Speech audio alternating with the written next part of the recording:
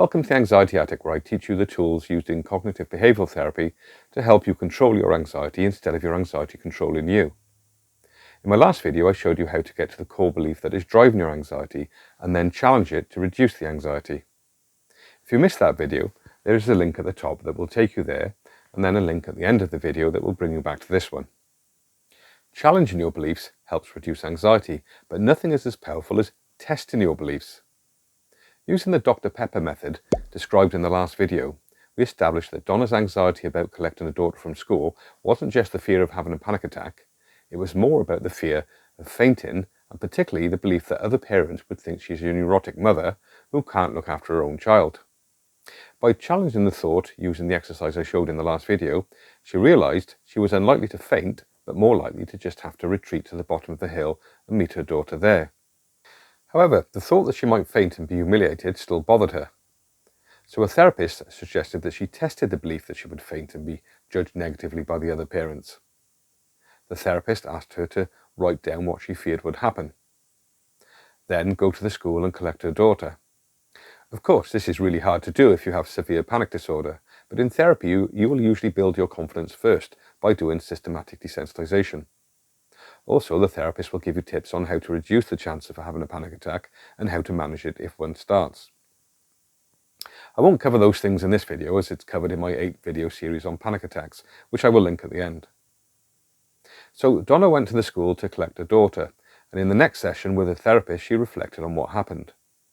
Donna said that she did feel a bit panicky, but she didn't retreat to the bottom of the hill, just halfway down.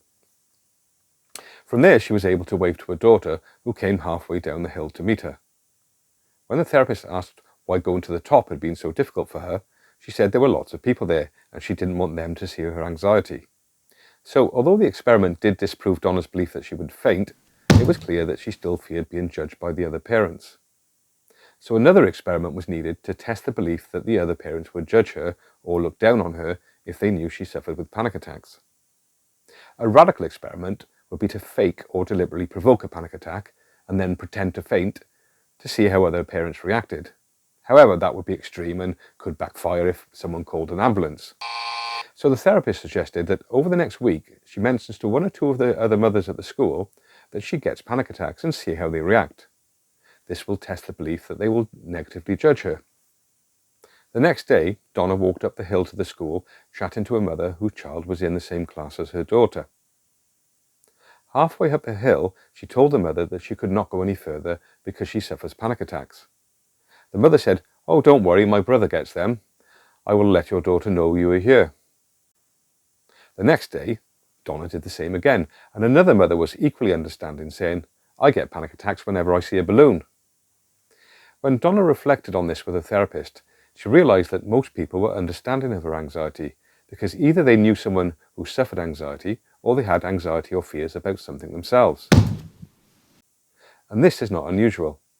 You see, although not everyone suffers from an anxiety disorder, many people have anxiety or phobias about something, but they're too embarrassed to talk about it because they think it's just them. This exercise boosted Donna's confidence, and she was able to walk further up the hill each day. What Donna did is called a behavioural experiment in CBT.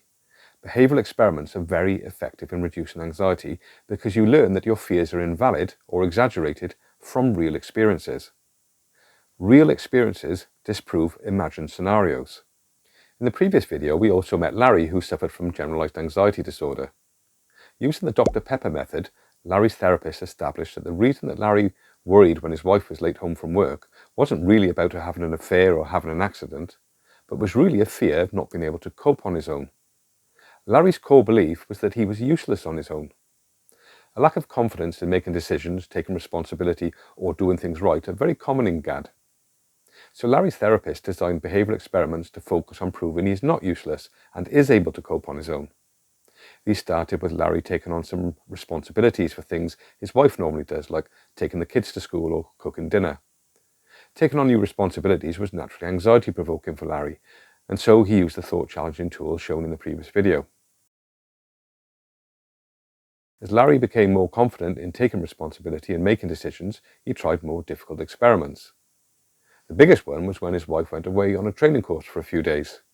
This was the ultimate experiment because not only did Larry have to tolerate the uncertainty of his wife being away, he also had to cope on his own. Although this brought on a lot of anxiety, when he reflected on the experiment with his therapist, he found that he had coped and it greatly boosted his confidence. You see, when we are anxious about something, we tend to avoid it, so our negative beliefs never get disproved. But when we face our fears and test the negative beliefs, we disprove them and the fear loses its power. I hope these 2 videos have given you an idea of how CBT works. If you found them useful, please give me a like as it helps my channel reach others who are suffering from anxiety.